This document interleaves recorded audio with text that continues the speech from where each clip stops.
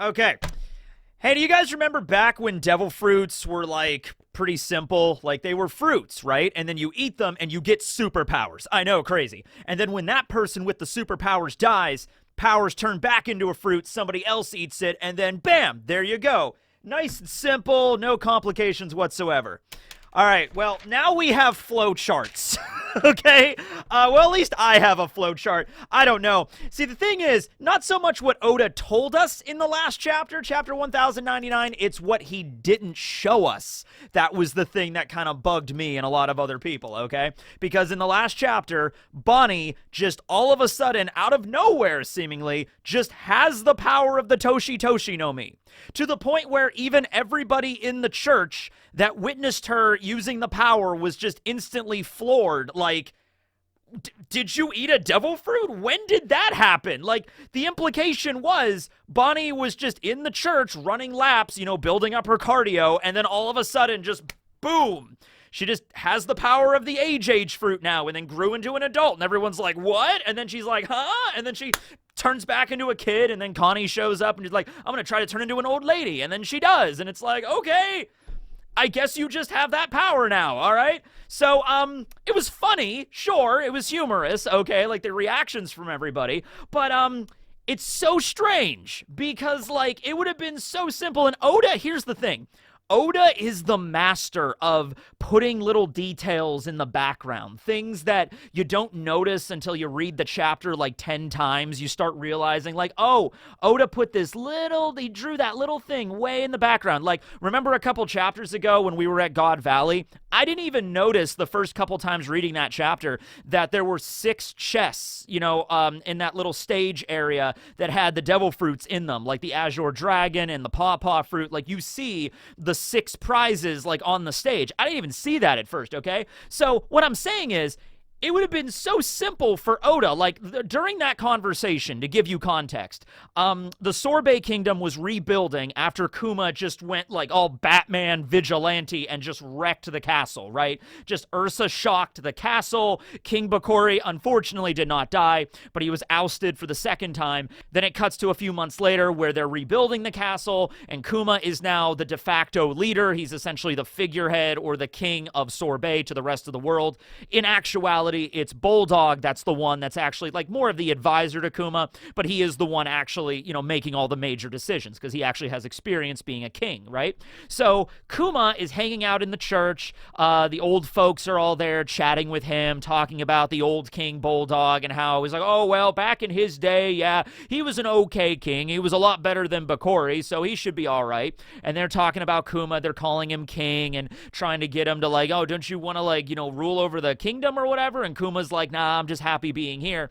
And then while that conversation's going on, it would have been so simple for Oda, way in the background of one of those panels, to show Bonnie picking up a devil fruit out of a box or like a grocery bag or something, right? It would have been so easy, like way in the background, you can barely see Bonnie, but she's like munching on a devil fruit like at the table. And then in the next scene, you see her running around the church. And then in the next scene, you know, she has the power of the Toshi Toshi no Mi, and you'd be like, oh, okay, I get it. Like, there was a bowl of fruits that was just hanging out in the church, you know, because they have to get groceries at some point, and then one of those fruits must have turned into the devil fruit, and then she ate it. Like, that would have been so easy for Oda to showcase way in the background, and just like one little panel like, aha, see, that's what happened in the background there. No, that's not in the chapter. That didn't happen. It's just Bonnie just has the power. So because Oda loves to do that type of shit in the background, and he didn't, and it's like, okay, maybe we're supposed to assume that she did not eat any devil fruit, but she still got the power of a devil fruit. And that's why we have a flow chart, ladies and gentlemen. All right. So I mentioned this first in a short I did a couple days ago on Thanksgiving, actually, and I talked about this a little bit in a stream yesterday, but now I've actually had time to really sit down and kind of like lay out some notes and exactly how this could work. The idea is still very slapdash, but basically let's start from the beginning here. We're gonna start with a question as old as time itself, as old as One Piece at least, which is at this point, how long has One Piece been in serialization? Since what, like the Middle Ages, something like like that. I think it was around the fall of Constantinople is when One Piece was first serialized. So like 1453, something like that. That's about right? Okay. So anyway, no. So what is the origin of devil fruits? We're going to start with that, okay? We got a little bit of a hint in this arc, the idea of desire. Now, a lot of people were bringing like, okay, does that mean that a person desired a particular power and then the fruit was created? Something like that. We don't exactly know, but Vegapunk did say that desire has something to do with devil fruit abilities. And that does make sense when you look at just the menagerie, that's a fun word, the menagerie of devil fruit abilities that exist, okay? Yes, there's very basic abilities, like the abilities to like control fire and electricity, things that you would expect. There's abilities to turn into animals, once again, something you would expect, especially if you're a furry, right? But then, when you get to Paramecia, there's all sorts of wackadoodle Willy Wonka abilities that are all over the place, right? I mean, like, the ability to turn into guns, the ability to turn into knives, the ability to turn into a jacket, the ability to have complete control over laundry, you know what I mean? The ability to whip things, the ability to, control clay golems. There's so many crazy powers. All of the different food-themed abilities that exist in Totland, right? The ability to control butter. Did somebody at some point was like, I want the ability to specifically control and manipulate butter.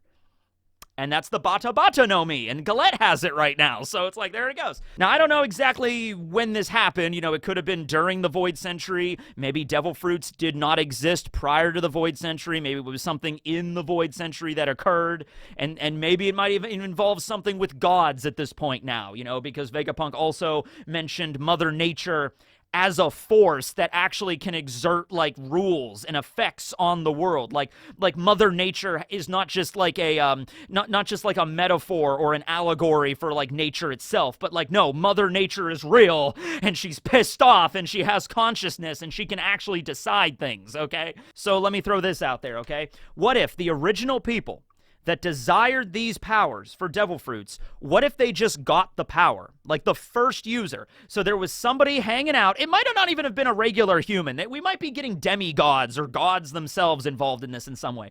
But at some point, way back in the day, what if somebody was just sitting around and was just like, I want the power to control fire.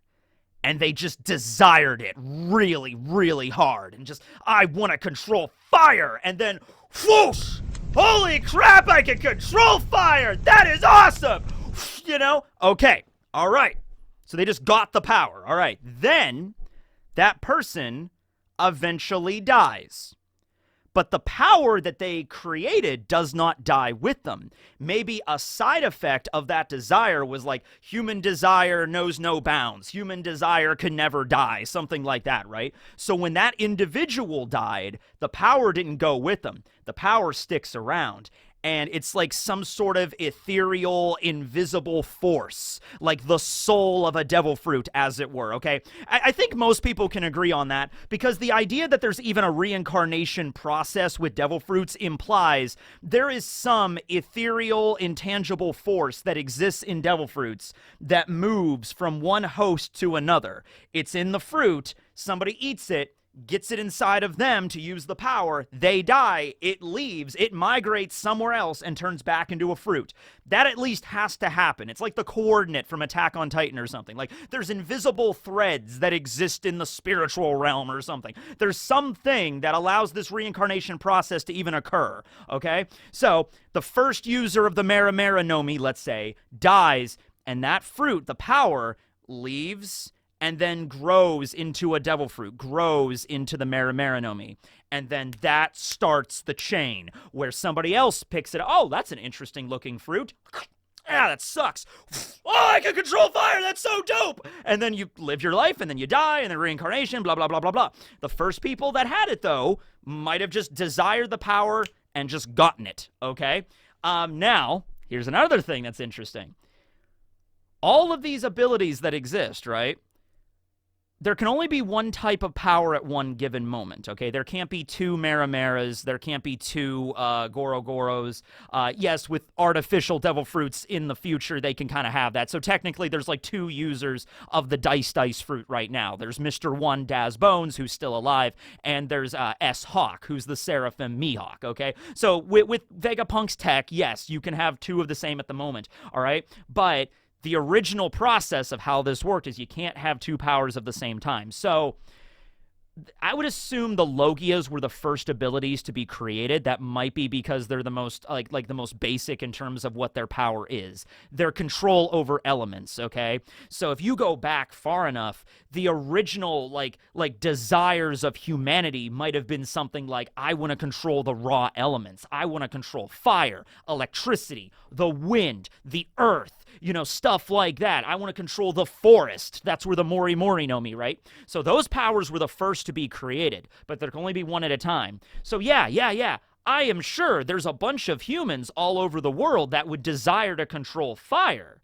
But the Maramara fruit already exists. The power to control fire already exists somewhere in the world. So you can desire it as much as you want, but there can only be one kind of fruit at a time. So the Logias were created first. Zones were probably the ones that came next, you know, probably around the same time. It's like, oh, I wish I could gallop like a majestic antelope across the plains. Or I wish I had the ferocity of a grizzly bear to devour, you know, like that kind of stuff, right? And so, boom, there's the bear zone. Boom, there's the gazelle zone. I wish I could fly like an eagle. Boom, there's the eagle zone, right? Okay, so then you get to paramecia abilities. You get to all the more specific kind of powers, like, I want to be a jacket. I really, really want to be a jacket.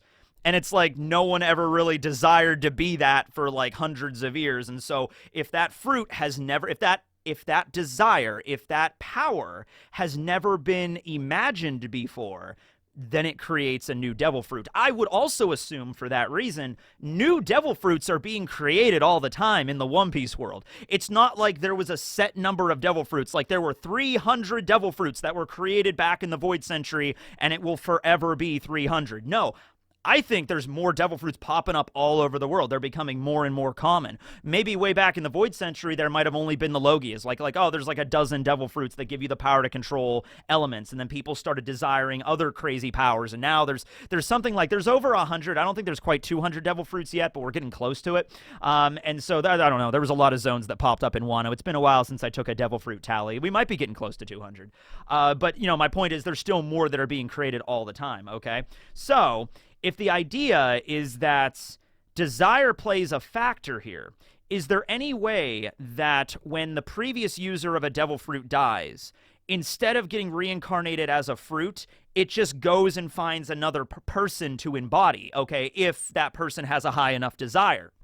So I'm looking at desire here as like a scale or like a sliding scale. Like all desire is not equal, all right? Like I think it would be cool to have the ability to control electricity. That's a pretty cool power, right? But I'm not sitting around every single day, like at night, like, oh man, I wish I could control electricity. I wish I could do like Killua, God of Thunder shit, you know, like Godspeed zipping around. That would be really cool, right? So there's a difference between like, it would be cool to have that power and like really, really, really like every single day of your life, every waking hour, desiring that power, okay? Sort of like Bonnie.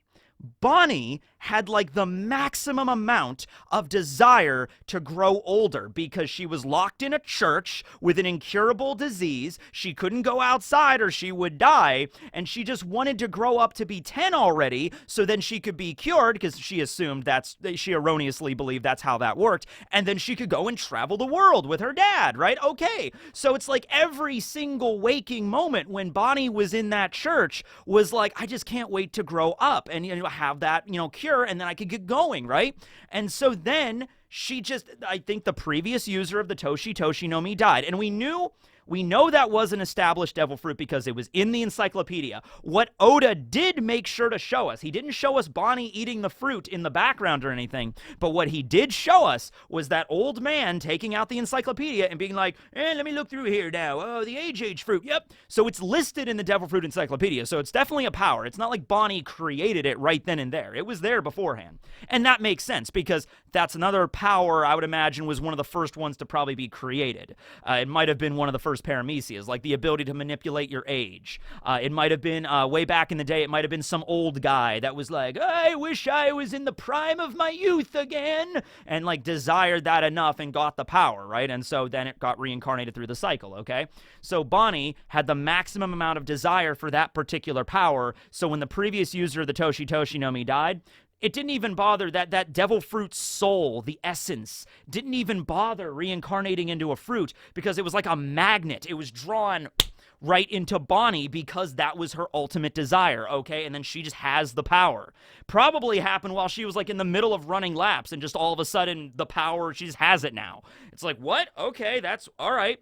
There's been some theories out there that was like, what if Ginny ate the fruit? What if she was fed the fruit when she was just a baby at Marijois? You know, it's possible. I guess it is possible. I mean, the idea of Ginny eating it and like Bonnie inheriting the power, that kind of goes into the whole thing with like what happens when a pregnant woman eats a devil fruit. I mean, with Big Mom had 87 children, and none of them seem to exhibit powers of the soul fruit, and many of them have their own individual devil fruits, right? So I don't think that had to do with anything. I feel like if Bonnie had was fed the fruit as an infant, I feel like this ability would have manifested. We would have seen the power before now. You know, the idea is she didn't have this power whatsoever, and then all of a sudden she just had it. Okay, so it was like the power was just, you know, drawn to her like an opposite polarity magnet or something as soon as the previous user died. Okay, so now, this is a very rare instance, though, I would say. The idea of just skipping over fruit reincarnation and just, well, rather being reincarnated into the next user, I would say that is extremely rare and only happens in situations where, like, the fates, like, align, where it's like you have a previous user of the fruit dying, and at that exact same moment, there's somebody in the world that has a maximum amount of desire for that specific power. That is the only way this happens, okay? In pretty much every other situation, even if there's somebody that has a moderate amount of desire, if it's not like the maximum amount, the fruit will just get reincarnated into a fruit. That's it. And it also has to be like timed perfectly. So now I draw your attention to Marineford when Whitebeard died. So Blackbeard was there. He really wanted the powers of the Guru Guru no Mi. They shoot Whitebeard dead. They take a black cloak, throw it over him. Blackbeard goes in, and then he comes out with the powers of not just the Yami Yami no Mi, but also the Guru Guru no Mi, you know, in the same body, okay? So what if a fruit was not involved here either? It wasn't like Blackbeard goes in there with a pineapple and he's like, all right, now I will absorb it. Okay, great. Zehaha, now I have it.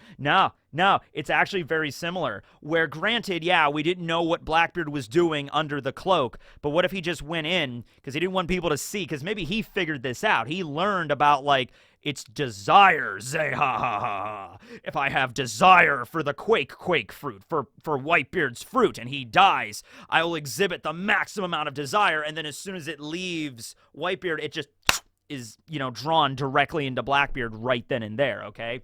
And it's a trick that not a lot of people would figure out because, number one, devil fruits are relatively rare in the One Piece world. I mean, yes, I know we see a lot of them, but in the entire world, if there's only a couple hundred of these things, that's really not that commonplace, okay?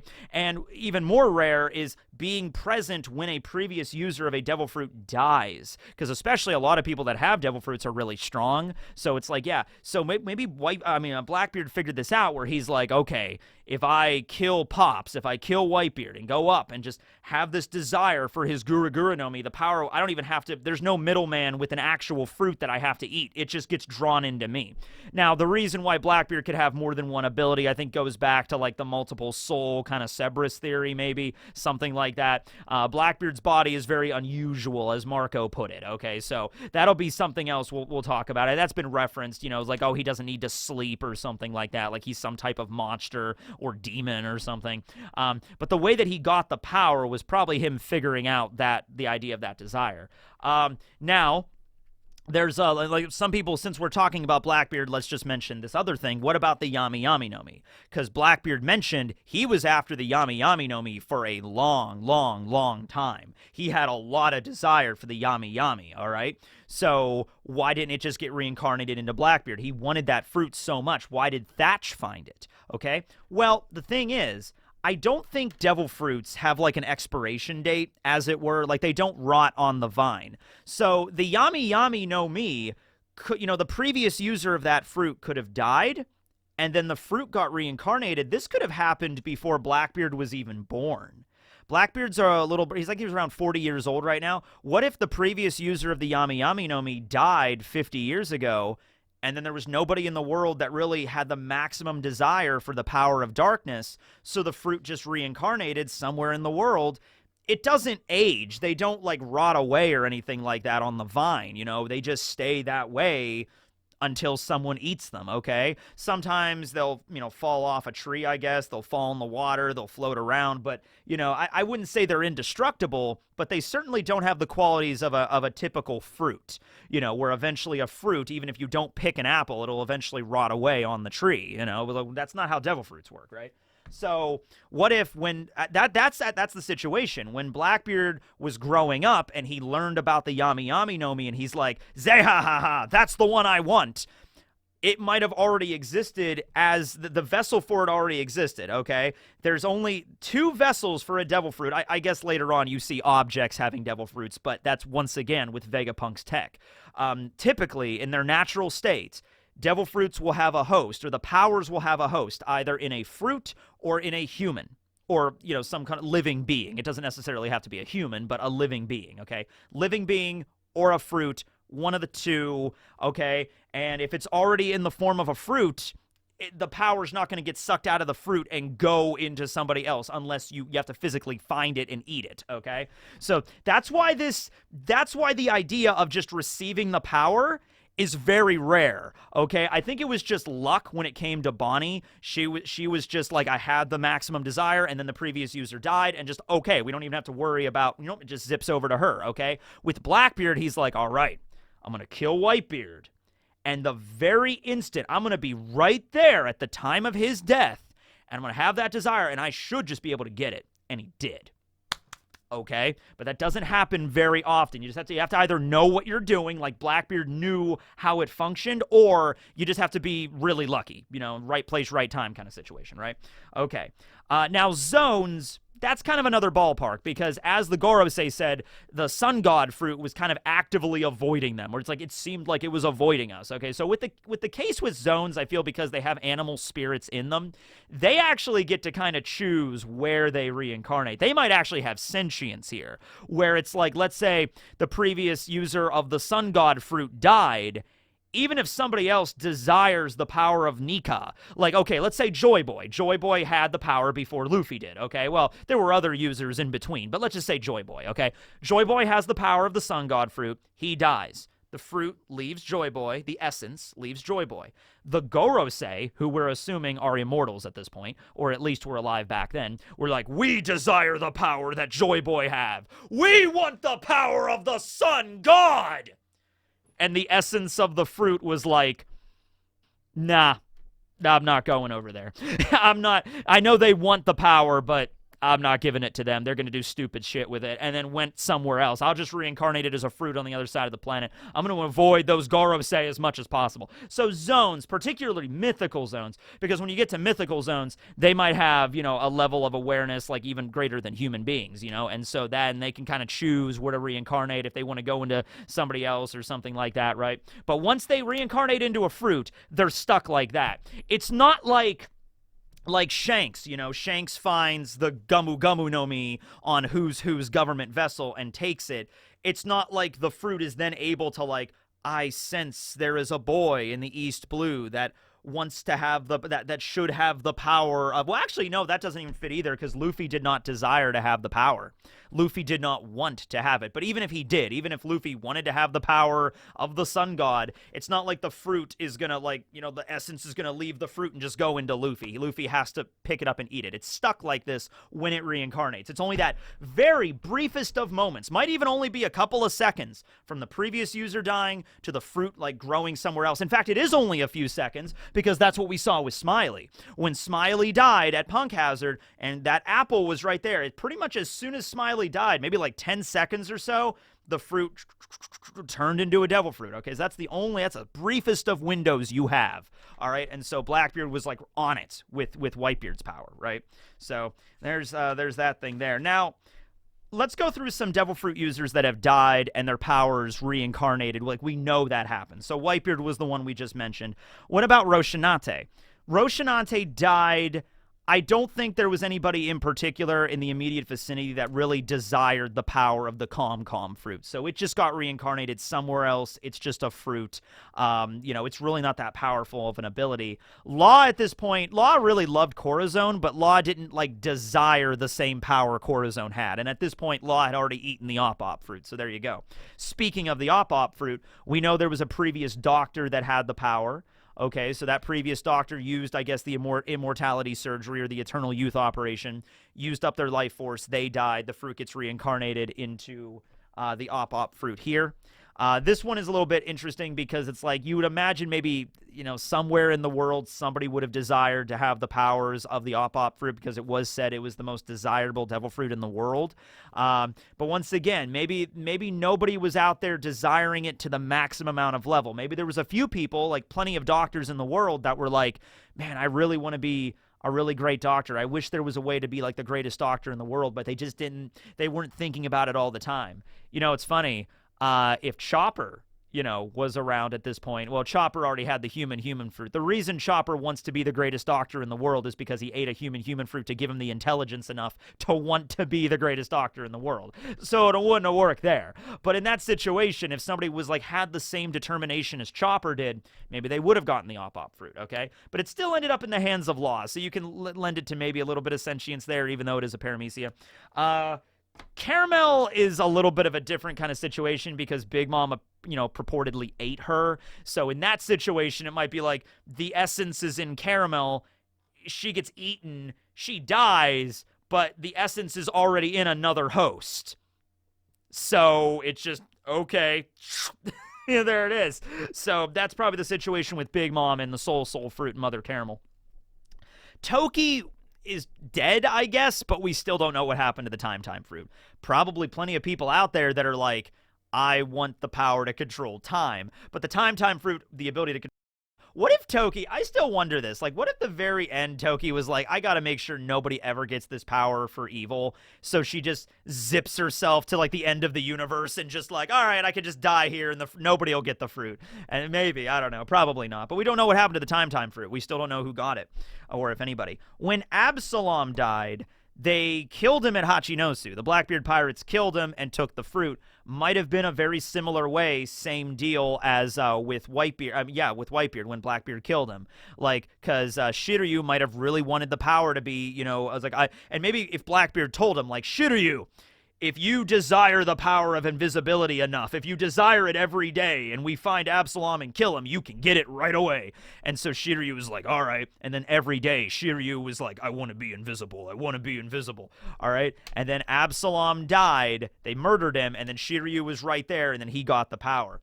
Maybe it also deals with proximity because Sanji also really wanted that power. So what if it's a situation where, like, you know, the clear fruit reincarnates and it's like, I sense there are two individuals that really want the power to be invisible, but one of them is closer. So goes into Shiryu instead of Sanji. Might have been something like that. Higurashi had the power of the Mane no Mi before Bentham, before Mr. 2. Mr. 2 is an Okama, and he likes to cross-dress, so it might have been a situation where he was in the East, because he grew up in the East, and Higurashi died in Wano in the New World, so that might have been a situation when the Mane no Mi left Higurashi, and it was like, hey, sensing if there's anyone that desires the power. And then Mr. Two was in, I think Mr. Two was like in his 30s, so this was 20 years ago. He would have been alive at this point, right? Maybe Mr. Two was like, oh, I love to cross dress. I would love it to have like the ability to turn into different people. Like that would be the thing that I would want to do. And then all of a sudden the power gets drawn to him. Might have been something like that. Conjuro's ability, we don't know if anybody got the brush fruit after he died. Hawkins, we don't know actually if Hawkins is dead, but I put him on there. So maybe if somebody out there really wants the power to turn into straw. That's another thing too. Is it like the abilities, like I really want the ability to turn into straw because that is the straw fruit, but that also has a bunch of other wacky abilities that are connected to like tarot cards and stuff, right? Then again, what if the fruit can be malleable depending on the person's individual interpretation of the ability? Oh my god, we're getting into stuff with that. Okay. Orochi died, and he had a mythical zone, so, see, that's the thing with mythical zones, though. Like, those are more kind of like, especially the Yamato no Orochi, it might be a thing where not a lot of people in the world even know about the Yamato no Orochi, right? So they might not even know that that mythical being existed, or they might have never read the lore about it, so they therefore have no desire for it. So, you know, who gets Orochi's fruit? Orochi's fruit probably just reincarnated somewhere in Wano. For Logia's, we have Ace. Now, Ace died at Marineford, and we know that it got reincarnated into fire right then and there. So I guess at that, once again, we're only talking about maybe 5 to 10 seconds of like leeway with this, where you have to have that desire. And so maybe when Ace died, yeah, there was nobody in the world at that particular instant that had that desire to like, I really want to turn into fire, you know? Nobody had it at that exact moment, so it just reincarnated into a fruit, and then Doflamingo got it. And then there's Monet, which I'm assuming Monet also, the snow fruit, just maybe is on the Sunny with the, you know, the Mekon trees that Nami has. Maybe it reincarnated there or something like that. That's a popular theory that's been around for a while.